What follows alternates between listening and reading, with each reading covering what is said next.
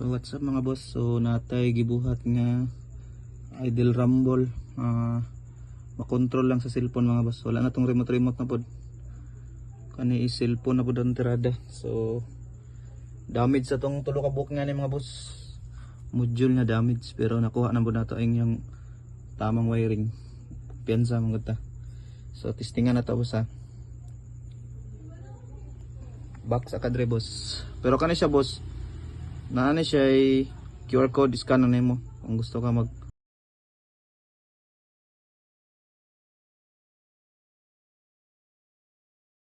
LED light ni siya, tana siyang gi-convert para ma-idle idle rumble o rapid backfire.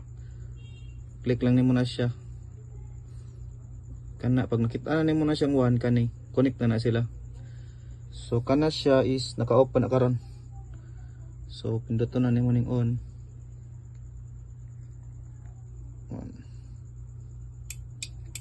Na yung mode na dungog niya, wala na siya ga-response na. So dire ka mo adto sa mode.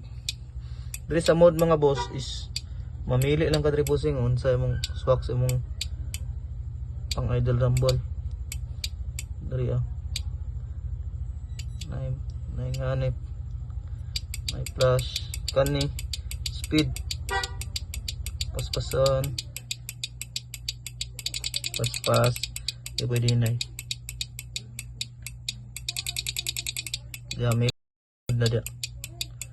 Pag human mo dire adto ri ka sa custom, pwede ka mag-count dire. Gusto ka pang idle rumble kanina palit jabang kag pang idle rumble na dire, may flash kani.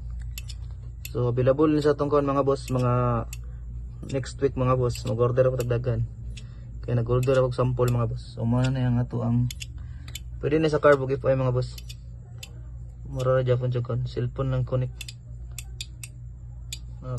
Sakpa na gyud atong wiring niya mga boss. Sa gusto mag-order next week na natani mga boss. Thank you.